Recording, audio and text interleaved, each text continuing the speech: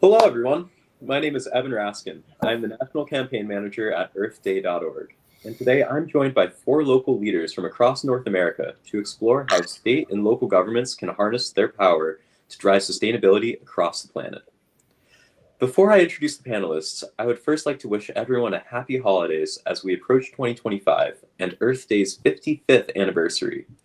It's now more important than ever to recognize the power of collective action, which is highlighted by our theme for 2025 of Our Power, Our Planet. Grassroots people power has always been at the heart of Earth Day ever since the beginning in 1970. And it is the catalyst for change because when individuals unite with a common purpose, we can overcome even the most entrenched systems and industries. Now, I would like to introduce our four panelists who, in each of their own ways, have been pursuing policies that have an impact that goes beyond their local zip code. First, I would like to introduce Mayor Ravinder S. Bala, the mayor of Hoboken, New Jersey. Under his leadership, he has expanded the residential compost program, banned to carry out plastic bags and styrofoam, amongst other strong climate policies. Next, we have Rob Werner, based out of Concord, New Hampshire. He's the Concord Energy and Environment Advisory Committee Chair, and he is also the State Director for the New Hampshire League of Conservation Voters. Now I would like to introduce Hollis Winston, the mayor of Brooklyn Park, Minnesota, and CEO of Guaranteed America, a firm that helps Black, Indigenous, and people of color-owned businesses with advocacy at the state capitol. And lastly, I would like to introduce Sheila O'Leary, the Deputy Mayor of St. John's of Newfoundland, Canada, Newfoundland and Labrador, where she is a native resident and also an award-winning photographer, filmmaker, and art educator. Thank you all so much for joining us today. Why don't we go ahead and jump right into the questions? Everyone ready?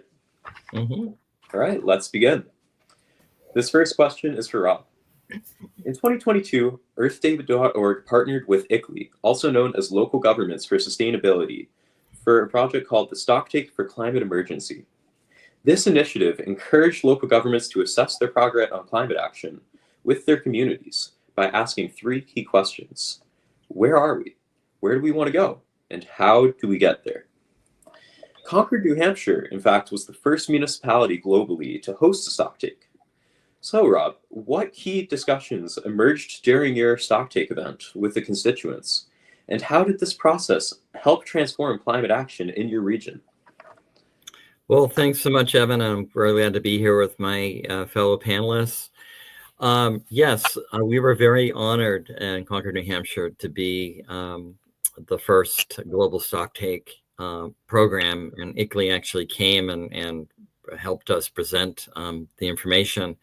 And basically, we really wanted to get public input in terms of what the expectations of our residents were and are around our work as a city to be sustainable. In 2018, the Concord City Council unanimously enacted our goal of 100% renewable energy by 2050, electricity by 2030, transportation and thermal by 2050.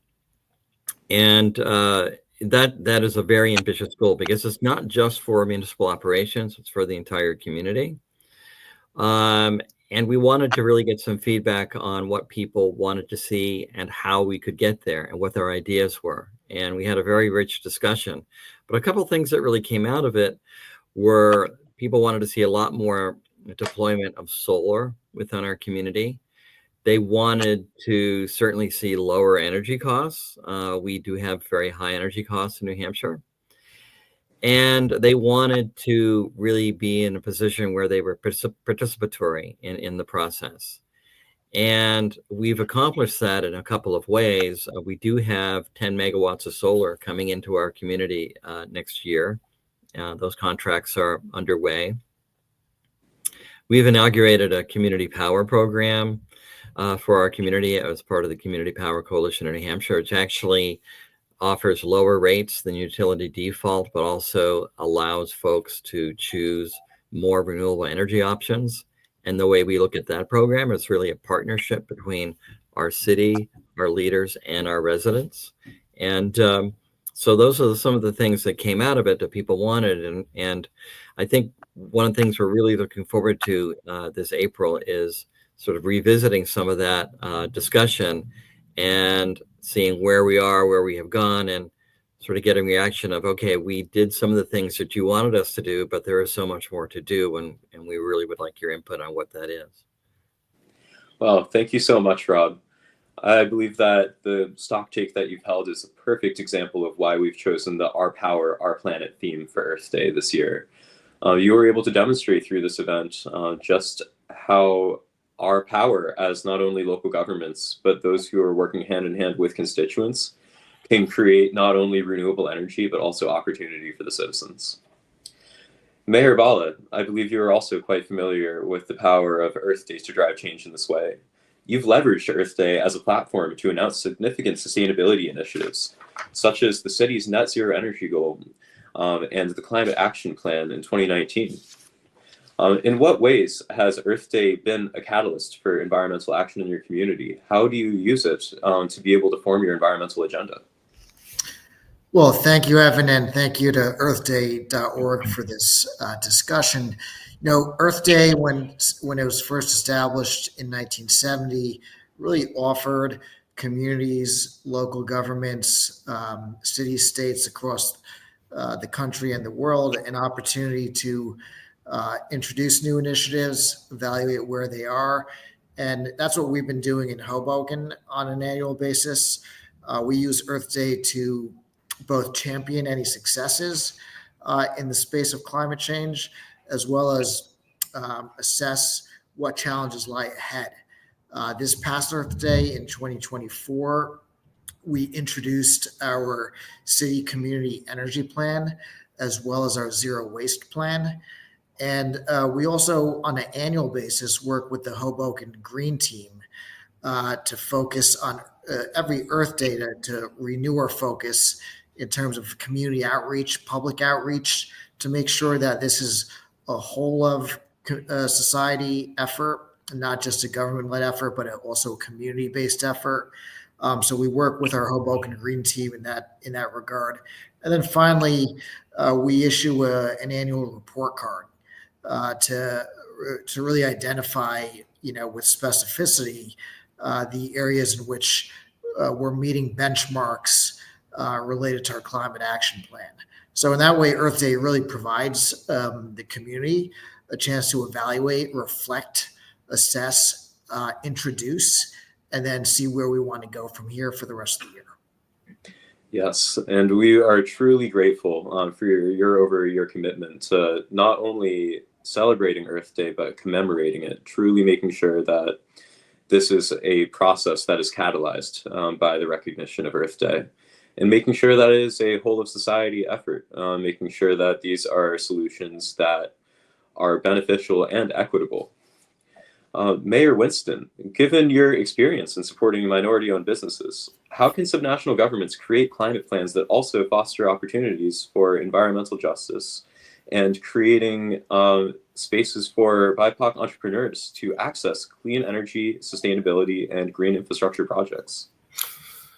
So I want to thank Earth Day 365 for having us. So, thank you for putting this on and for the work that you do. I think is an incredibly important conversation that needs to continue.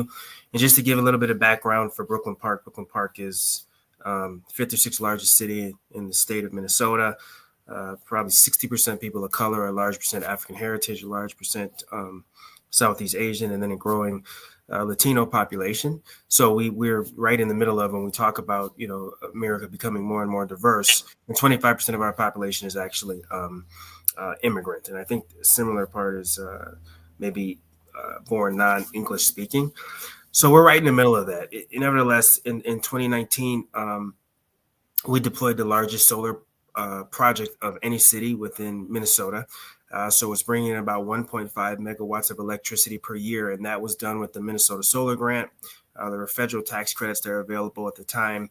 There's a third-party investor, Standard Solo, which helped pay for the $2.6 million solar panel installation.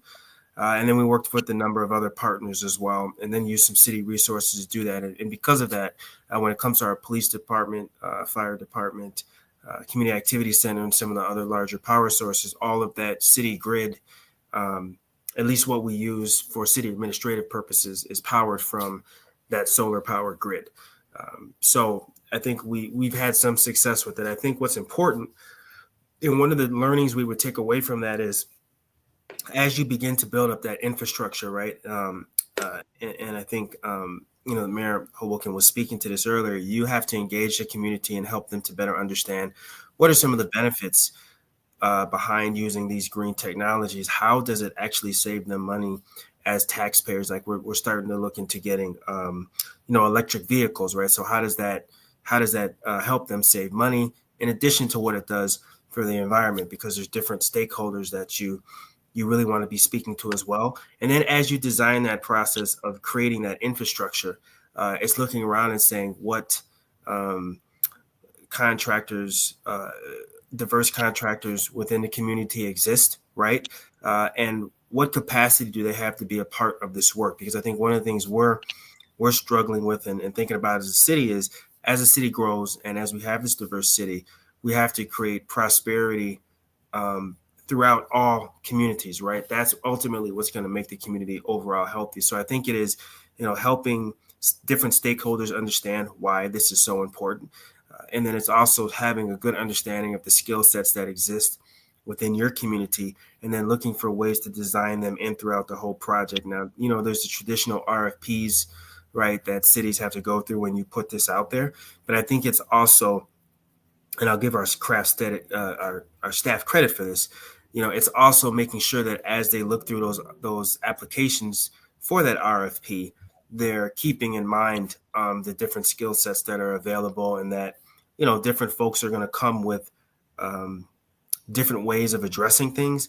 And so how do we take that into account as we build a more diverse group of contractors within the city? Because it's not as simple as, can they do the work, right? People are coming with different skills. They may not present them the same way. So you have to have a staff that is able to figure out really what that looks like, and how they make that kind of jigsaw skill sets feel comfortable. And I think that's going to be incredibly important. The other piece, I don't want to over talk on this answering this, but is when we talked about that solar power grid, right? That was not just our city, right? That was nonprofits, that was private companies, but it was also the state stepping in and saying, hey, we have some dollars. We understand why this green technology is important. And then, of course, there were federal dollars in there that helped subsidize that. And I think it's incredibly important.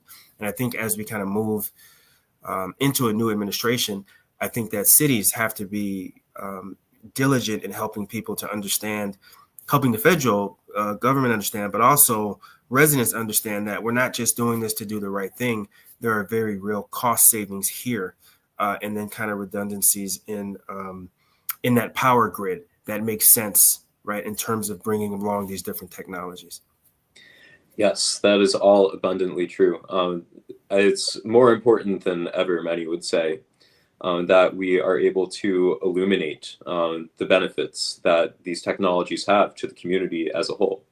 That these are not just things that we're pursuing for the sake of climate, which, as vital as that is, there are so many other reasons that stakeholders must understand in order for these projects to be successful and for folks to truly feel the benefits that they bring. And you've done an excellent job of bringing those stakeholders to the table and helping them understand how this is a whole of society approach to urban development. With this in mind, Deputy Mayor O'Leary, we'd love to hear a bit about how, under your leadership, St. John's has transformed from a city with minimal environmental initiatives into one with a robust climate resilience plan, net zero targets, and investments into emissions reduction programs. So what strategies did you use to build support for these initiatives in the wider community? How was the groundwork that you laid for climate action advanced in St. John's? How do you envision that future growing, and how will community engagement play a key role in making that happen? Well, thank you very much. And I just want to say thank you to the work that you're doing and my colleagues as well here on the call. You know what, it is my privilege to be here. You know what, we're all just single individuals working in communities. And so collaboration is key. And I certainly want to follow up on Mayor Winston's a conversation about the necessity for EDI, equity, diversity, and inclusion in everything. And because we are, I believe we're all municipal leaders, that is so important because we have our fingers into so many different pies and everything is interrelated. So it is extremely important. And for our council, certainly truth and reconciliation for our Indigenous community is a very big effort and is very tied into our sustainability efforts. But going back to your question, when I first was elected on council in 2009, it really was, the environment was not on the radar. People did not prioritize it. It was not really something that even the city at the time saw a great need to spend a lot of time and energy on. But we know that the world has changed enormously since this time. But this was really one of the main reasons why I got involved in municipal politics as an activist on the outside, getting inside. And truly, the effort for sustainability and environmental initiatives has come through lobbying, working with existing organizations in community, nothing about us without us, really just working together collaboratively. And so I have to say, first and foremost, the lobby effort is really where we started to draw attention. And as the world certainly became clearer and clearer that we are in a climate crisis, obviously the city became more and more involved. So I'm very happy to be part of that evolution. I am only one person in a group of people that have made this effort happen. And of course, in the city of St. John's, which is the capital city of Newfoundland, it's like understand Newfoundland and Labrador and the eastern part of Canada. We have a very different kind of scenario than probably some of my counterparts here in the United States. And it's a smaller municipality with probably about 125,000 people in the community, but about 250,000 with the neighboring communities as well. We have kind of a slightly different story. Solar is not where we're going to go. We don't avail of sunshine in some of the same kind of ways.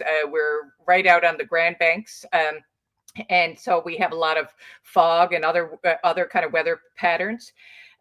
But we are full of natural resources, and I'll certainly talk to you more about that. But how we are presently kind of addressing that outside of the lobby and the collaborative work and the continued push that we all know as leaders we have to do. We were so fortunate to really employ a sustainability officer and now another one, and now we're hiring another one. But they are out there. They're very savvy individuals who are able to find like the funding pockets, because let's be honest, this all comes down to money at some point in time, doesn't it? The battle that we're all in. So they are very savvy at trying to find these little pools of money to try to foster the projects that we need to do, the electrification of our bus fleet, the ongoing EV charger stations. Our targets certainly to be at net zero by 2050. So these are some of the things that certainly we've been doing at this stage. Yes, absolutely agreed, Deputy Mayor O'Leary, that a lot of this does come down to money. And I think that we're fortunate to live in a time where the inflection point is starting to be hit as far as the financial motivation to build renewable energy and other climate solutions. Something that I believe that a lot of us have spoken on during this broadcast so far. And I would like you, Rob, to continue to elaborate on this, given your work in Concord and across New Hampshire. To expand renewable energy projects with really the financial component being a lead consideration. You've reduced energy costs for residents through the way that you have coordinated the expansion of renewable energy, showcasing that clean energy does indeed drive economic benefits. Can you share some insights into how you achieved this combination of economic growth and climate action? Well, we're very fortunate in New Hampshire to be undergoing somewhat of a revolution in the procurement of power. The Community Power Coalition of New Hampshire, which is a nonprofit itself, is now comprised of 70 municipalities across the state of New Hampshire that are part of the coalition that allows us to, in essence, pool our resources, pool our purchasing power together to drive the best bargain we can for our customers. And in all of the rate periods I think there's 4 rate periods in which Community Power Coalition in New Hampshire has been operating now, we've been able to offer all of our municipal members through that coalition electric rates that are below utility default by at least 2 or 3 cents a kilowatt hour. So that's a significant savings for folks. But even more important than in that, I think that's, obviously important that people save money. And that certainly is a big selling point for our residents and folks that are part of this coalition. But for Concord, we have this goal, and the only way that we could possibly work towards this goal, which is a community-wide goal, as I noted, is to really provide more opportunity for people to uptake renewable energy. So as a customer in Concord and in the other municipalities, you have the ability to choose what percentage of renewable energy that you will be procuring yourself through renewable energy credits that are really New England based. So that is a way of driving renewable energy development. And as I said, the only way that we could ever hope to get on the road to meeting this renewable energy goal for electricity for our community is to really have a program like Community Power that really involves everyone. And it is a default program in essence that it's an opt-out. Once we joined it, once our city council made the decision to join the coalition, our customers for our utility, Unitil in this case, they would be automatically enrolled in the program unless they didn't want to. They do have that choice for whatever reason.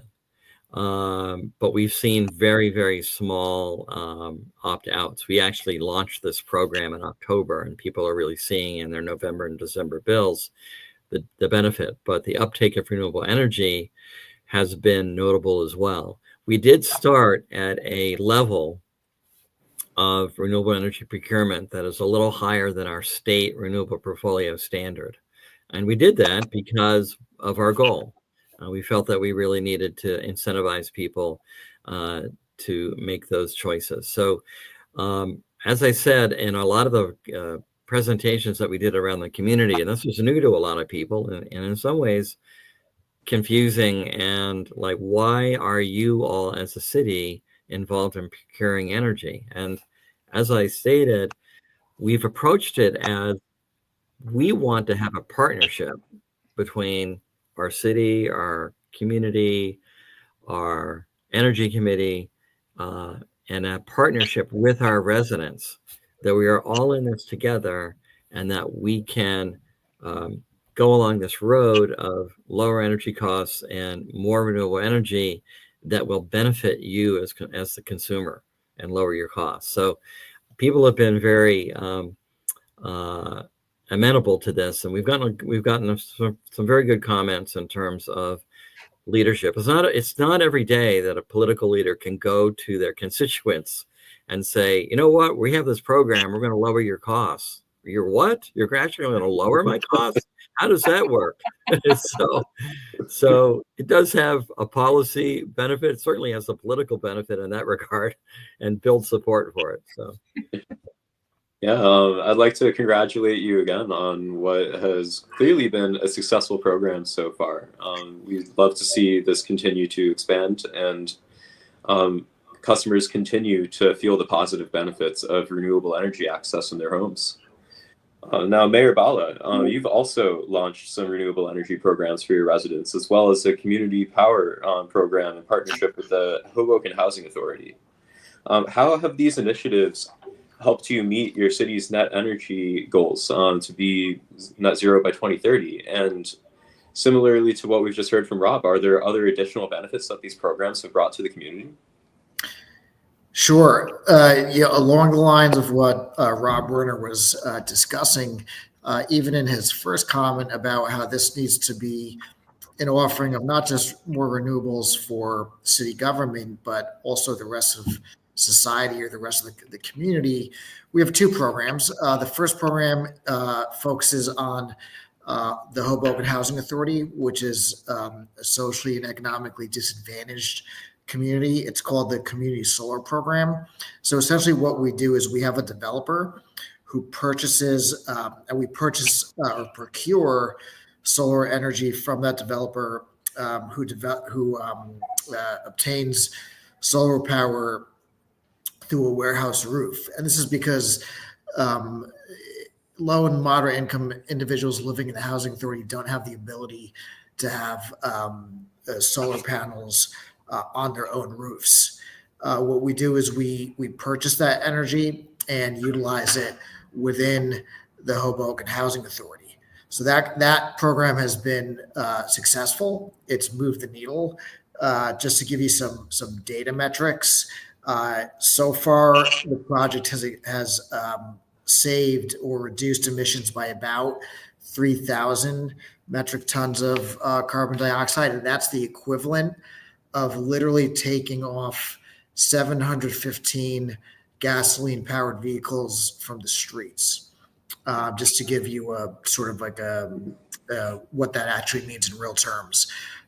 So to the extent that we've taken off over 700 cars from the streets, or the equivalent by way of emissions reduction through this community solar program, it has moved the needle in a positive direction. The second one, which is actually a lot like what Rob was talking about in Concord, is not an environmental justice initiative necessarily, or targeted towards disadvantaged communities, but it's really for all residents of Hoboken. That's our renewable energy program, where we offer residents through an alternative to PSE&G, which is the traditional energy provider, 20% more renewable energy sources from alternate utility provider. And as in Concord, we have this opt-out program where residents have the ability to opt out to purchase 100% renewable energy.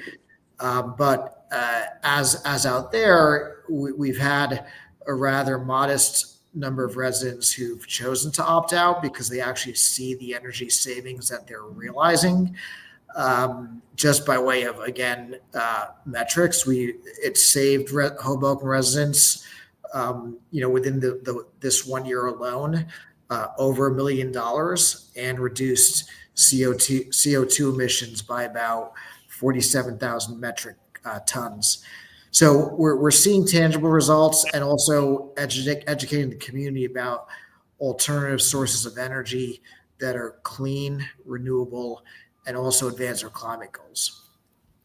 Wow, it's so inspiring to hear that as these programs are being built out, they are providing a real change to both the community and the planet as well. It's incredible just how much money and carbon was saved by just even 1 year of this program running, showing that there is plenty of incentive for us to be moving in this direction. However, there sometimes are challenges that present themselves due to the unique geography in the case of your community, Deputy Mayor O'Leary. In our last discussion, we had highlighted that your island had an economic shift that moved from cod fishing to oil production.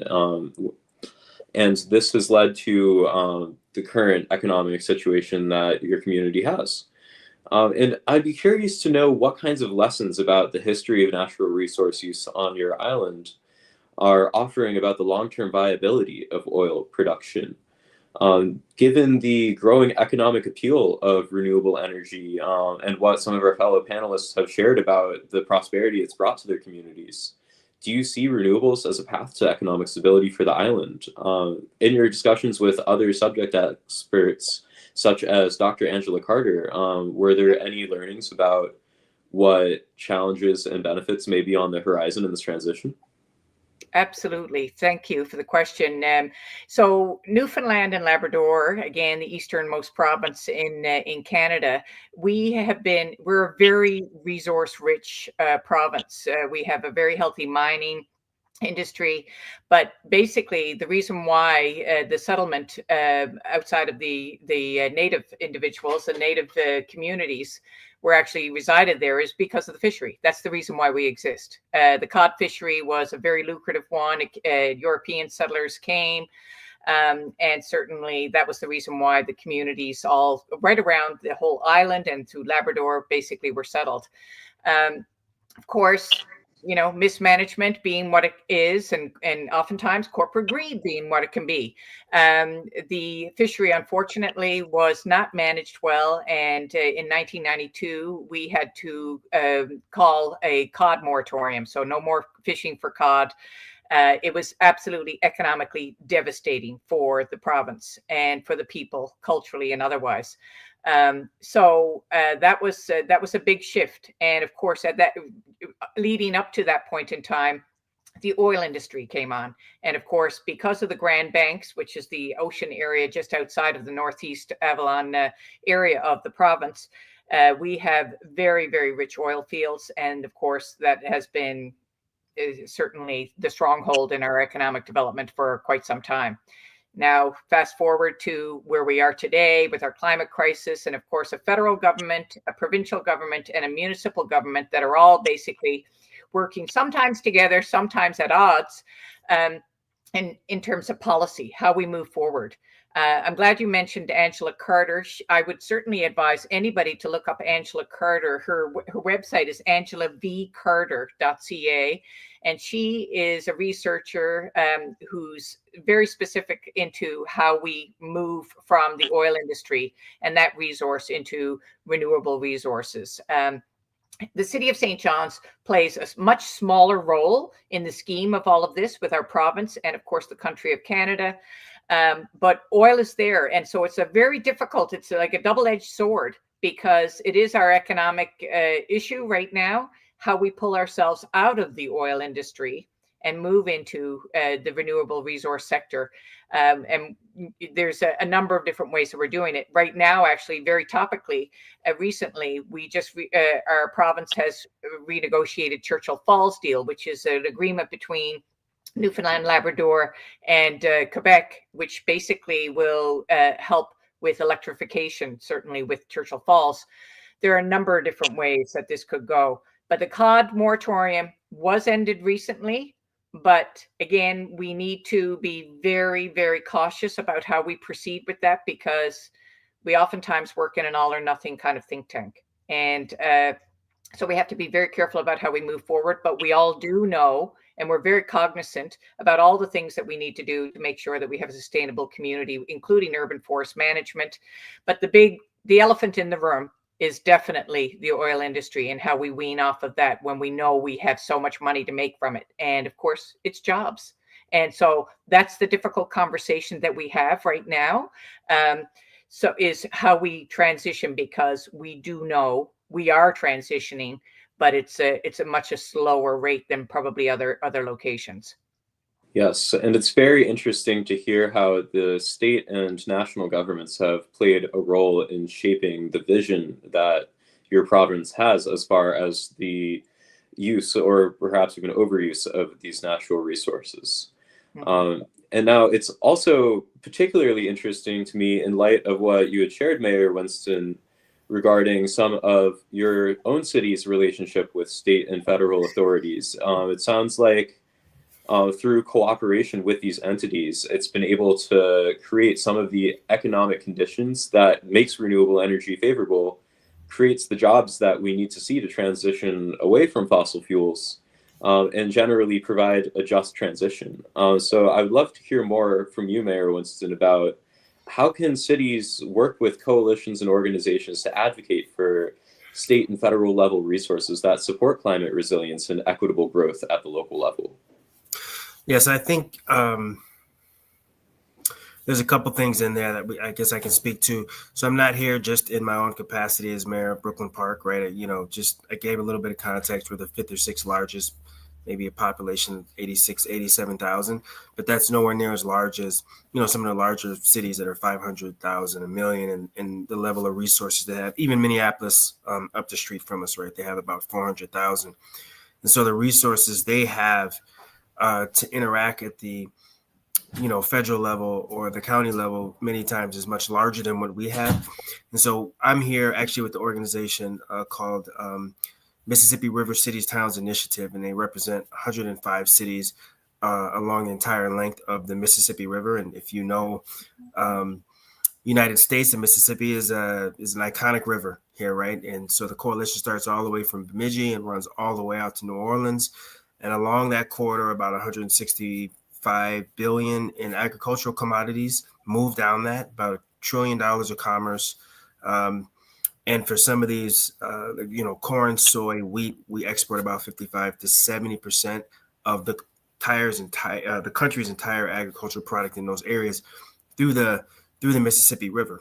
And so one of the things we have seen along that river is that since 2005, we've probably had about 265 billion in actual losses due to climate disasters, whether it is more drought or whether it's just these more severe floods. And then we've seen kind of over engineering along the river, right? Which means you don't necessarily have the wetlands and everything to capture that water. So long story short, we're part of this coalition that does have the capacity, right? Given us putting all of our resources together to interact with the federal level and make the case about why we need to protect the Mississippi River, right? Why we need to have why we need to put together a coalition like the one we have that is basically saying, look, we're going to procure resources to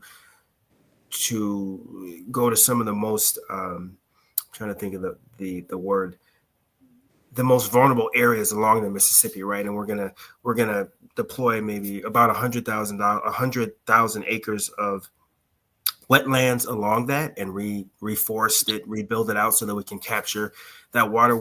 Not one of our cities would be able to do that alone, right? And I think if we think along that river, some of the folks that live along it, there's a mayor that I was with at the COP29 conference, and she lives in the city, she's the mayor of Blytheville, Arkansas. They have a very small population, but they make a lot of the green steel. We don't always hear that term, but they make a lot of the green steel that goes down that river that people are using in industry, right?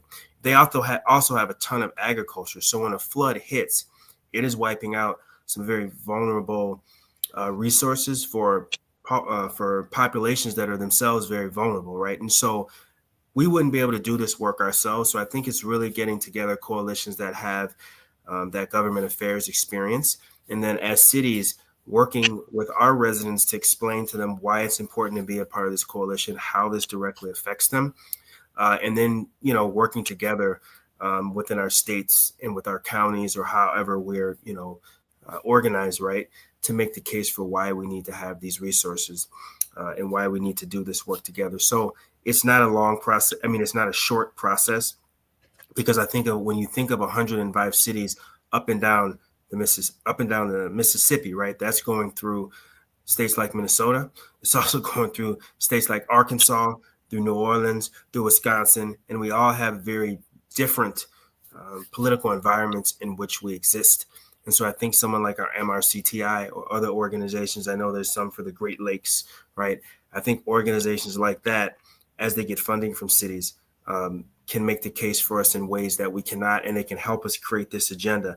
The other piece I will say is that, it can't just rely primarily on the cities. I think there needs to be more buy-in, at least at the state level, right? There needs to be more in the states. There needs to be more buy-in from states.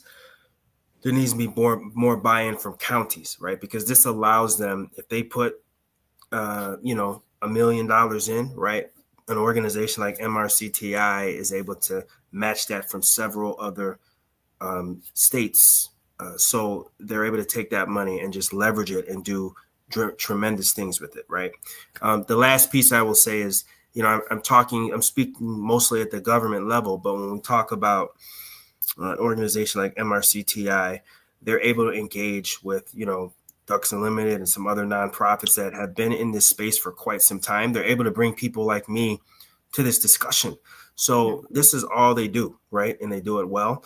And so I think beginning to create that level of professionalism when we address these issues with these larger coalitions and continuing that is going to be incredibly important. Even us getting out to COP29 or COP29 this year, right? That was them having a relationship with Bloomberg and getting us out there so that we can show our presence in terms of saying, nope, American cities are going to stay involved in this climate change fight. And we were able to meet a ton of other people out there. So I don't want to go on and on and on about it, but I think when you're talking about cities that have limited resources and in many ways a limited will with their residents, you need organizations that are able to pull all of this together and then give us the understanding, the talking points, the research, pull together the grants, and then help deploy these resources. The last thing I'll say is this: when you talk about those 100,000 acres, right, that is supported by these 105 cities, you're talking about sequestering more than 160,000 tons of carbon, right? So it's not just all talk. It's not just about saving the economic environment, but it's also 160,000 tons of carbon, and that would be in the near term. And then over the long term, it would be another 320,000 of tons. So when you think of the impact of something along that waterway, right, you can do a whole lot when you have the right leadership in place. That is absolutely true. And I appreciate that you've highlighted MRCTI and the work that they do. We've thoroughly appreciated our interactions and work with them, including their help with your own appearance here today. Likewise, we're also very grateful for the support and partnership of ICLEI, who we have worked on with similar initiatives, including alongside Rob as well. And I'd love to ask you this question as well, Rob, about how can these types of collaborations help drive the environmental movement forward? Through this type of work, do you envision further steps or strategies that Concord and New Hampshire can take to continue this climate energy journey? Well, yeah, I think a lot of it comes down to people's perception of what does all this have to do with me and my life, and how can these initiatives make my life better? I'm sort of reflecting on what Mayor Winston was saying. I recall a couple of years ago, I think I was talking with Senator Klobuchar about this when she was campaigning here in New Hampshire, when she was running for president. We were talking about what was going on with the Mississippi River in terms of drought, and the locks weren't working properly because of water flow, and the fact that, you had grain stuck in elevators down in Cairo, Illinois, and the farmers couldn't move it. And, we were talking about how, well, that's a real impact. And that kind of thing, like, why should I care about this? And what does that have to do with me? Mm-hmm. And that is a true economic impact on a community and farmers. And it is the reason why these things are happening like that. So I think those sort of experiences that people have are making it more and more acute to them in terms of, well, there really is something going on. I was looking at my window and I'm having an experience in my work life and in my industry, and we want something done. So I really think a lot of what I care about or trying to communicate is, why should, let me put it this way. I think we live in a time when a lot of people have distrust of institutions of all types. And to the extent the government can partner with community and, as I say, partner with our residents to make their lives better, maybe we can move forward a little bit. This whole notion of collective action, and the collective action can actually accomplish something for the benefit of people. And I think if you do that and you actually, lay out a program and say, we are going to look at these initiatives because we want to help to improve your lives, and you can actually point to things that we've done that have done that, then maybe that will go a little bit more to building back some of the trust that I think we really have to have in society around institutions and how people have trust in them and find them credible. So I find that as a sort of a touchstone of the work that I'm involved with, and then I work with so many others. I think it's really important to sort of build back this collective action agenda that, yes, we as a larger society can accomplish big things, and we can do this together. Yes, it's a really important note that the community needs to have trust in their leaders when it comes to addressing these complex challenges. And that was one of the reasons why I was really grateful to hear from our panel today about some of these opt-out programs where customers are enrolled into renewable energy that brings them savings. As they start to see that benefit manifest on their energy bills each month, I hope that that will continue to build trust that these collective programs are in the collective best interest. I've certainly been given a lot to think about through this discussion, and I'm sure that our audience would agree. And to make sure that we have some time for them to answer questions as well, I'd like to please ask our panelists to give us your greatest hits with these next answers, to spend about 1 minute addressing the last. And so we've got our first, oh, I'm sorry, looks like we'll save this question for just a moment. And I see we're back with Rodolfo. His question is from South America. What local sustainability strategies or programs from your cities do you believe could be scaled nationally to maximize impact? I guess I'll start, if that's all right. Yep. So this does not directly touch upon renewable energy as much as it touches upon sustainability. In Hoboken, we have a large climate change related challenge because we're a coastal city. So we suffer, and we're also below sea level. So we suffer from both the impacts of flooding when there's chronic rain events, which are happening at a more severe and frequent clip, as well as what's called coastal surge, which we saw during Superstorm Sandy. That triggered us to build what are called resiliency parks. So we're really using open space as a defense against flooding, meaning that what we'll do is if we have a blighted property, we'll build a park, which serves the benefit of creating more open space, playgrounds, field space, what have you. But these are also what we call resiliency parks. And the parks have a number of mechanisms of both above and below ground green infrastructure to make sure that the parks actually mitigate the impacts of chronic flooding. So above ground, we have permeable pavements, rain gardens, bioswales. Below ground, we actually have underground water detention tanks. So our first resiliency park can detain up to 200,000 gallons of water. The fifth resiliency park we made actually detains 2 million gallons of water in a rain event. It's an innovative idea. They're called resiliency parks. Look them up in Hoboken. And we think this can be scaled both nationally and internationally for other cities around the country and the world. Thank you so much, Mayor Bala. Would anyone else like to weigh in?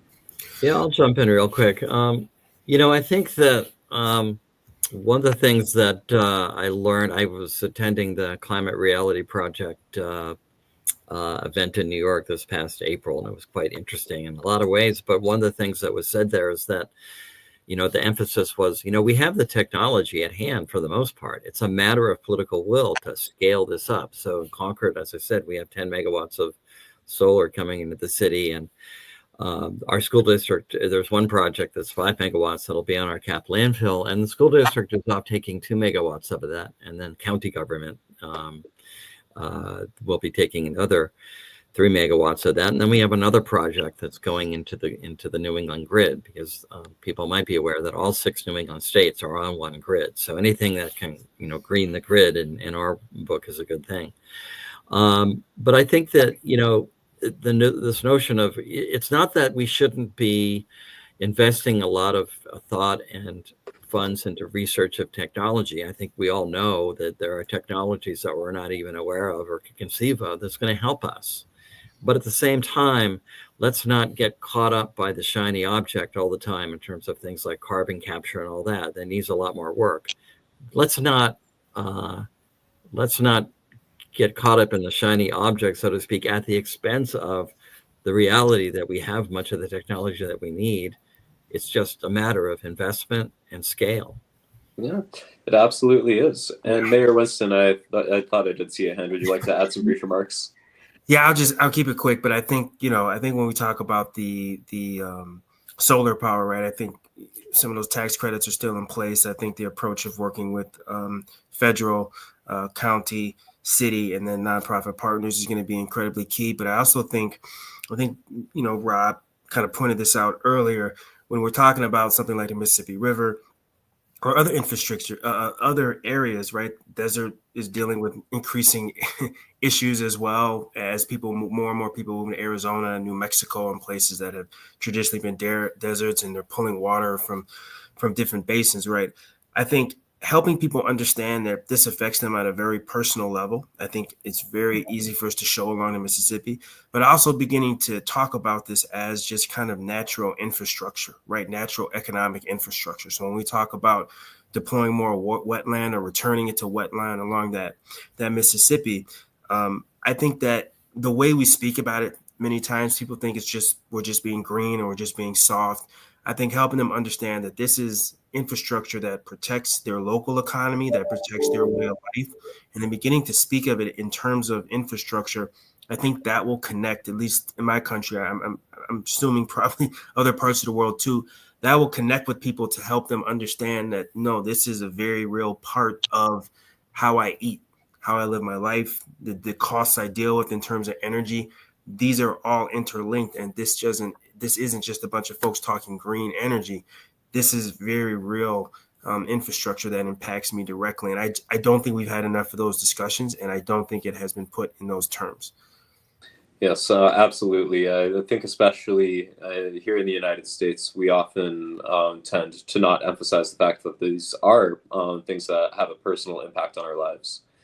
This was a major focus of ours for Earth Day 2024, where we explored planet versus plastics and all of the ways that this is not a far off issue, but something that is directly affecting you within your own household.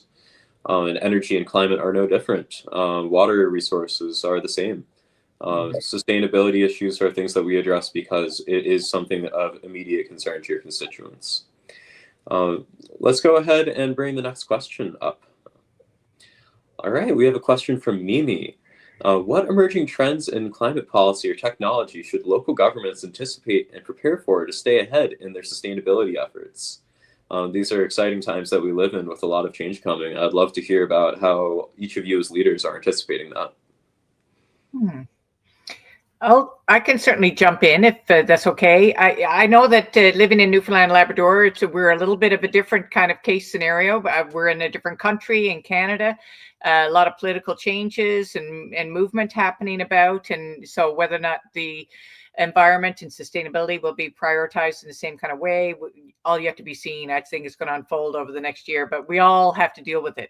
And so for our municipality and just the level, the amount that we can control within the level of our municipality. So I really adhere to the think global, act local kind of philosophy. And so we've got a community climate plan where we're really trying to deal with our own infrastructure to try to make sure that, first of all, that our own buildings are retrofitted and all of that, those kind of things.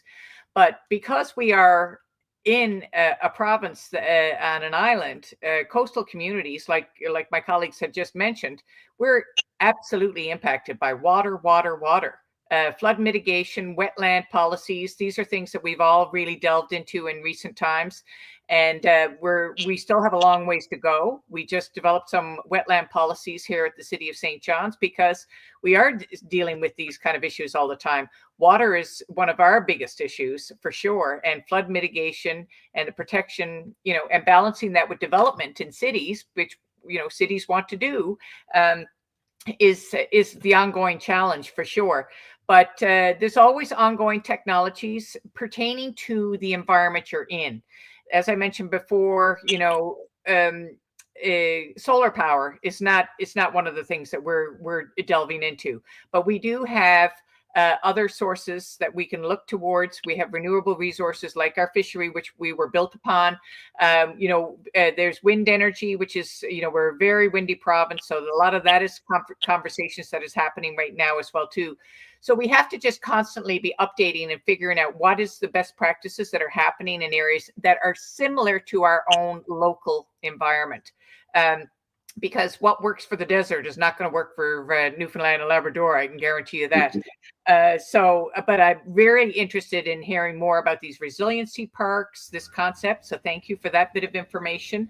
And, and I just want to echo the idea about the education to public. technology can be really intimidating for a lot of people, myself included. How we actually learn all the technology that we need in order to advance ourselves with climate action.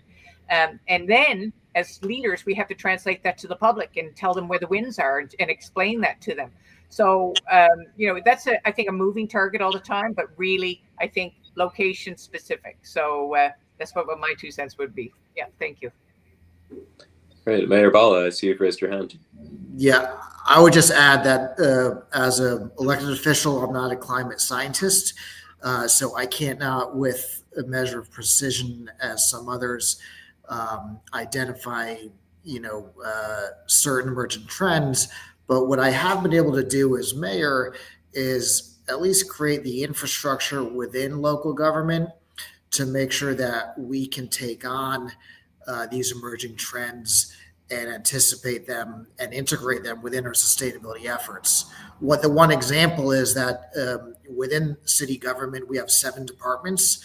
They deal with traditional areas such as finance, transportation, public works, these traditional kind of departments within government. This year in January, at the beginning of the year, I led an ordinance, which is a local law, to create a Department of Climate Action to elevate the topic of climate change and action to the departmental level, which sends a message to the public that this is important. It's trying to lean into the topic, and also it's saying to city government that we are going to invest real dollars to create a department, add human resources to that department, sustainability officers, resiliency officers, and make sure that when these emerging technologies come about, the experts are really in a position governmentally to take them on and integrate them into the city's climate action plan. Thank you so much, Mayor Bala. Rob, would you like to add some brief remarks before we? Sure. I mean, I think certainly for New England, and we're seeing the East Coast, but also Gulf of Mexico and California, at least in the United States, the burgeoning development of offshore wind. And for New England, it is the biggest lever that we have in terms of decarbonizing our region and also creating jobs. I think it's interesting in our region where you have a city like New Bedford, which has been, up and down economically over its time. At one time, New Bedford, Massachusetts was the whaling capital of the world. And that's how we lit the world, in terms of the oil that came out of the whale harvesting across the globe. And I think it's fascinating to me from a historic point of view that New Bedford is now going to be a major hub of offshore wind deployment in terms of also creating energy. So, there's that aspect of technology that I think is very important to not only New England, but certainly a number of East Coast locations that seem to be the nexus right now of offshore wind development in the United States. And what a fantastic example, Rob. I actually had the pleasure of meeting with sustainability officials in New Bedford earlier this year. And I remember being awestruck by how technology had transformed their situation, employing everything from wind to geothermal under the schools to be able to reach these ambitious goals. It's been an absolute pleasure to be able to have all of you on this broadcast today. Clearly, we have seen that local leadership across North America is making a real difference in bringing renewable energy to the people, not only for the sake of the planet, but also for your own constituents as well. It's more clear to me than ever before that renewable energy is the pathway to prosperity. This is what we truly mean by our power, our planet.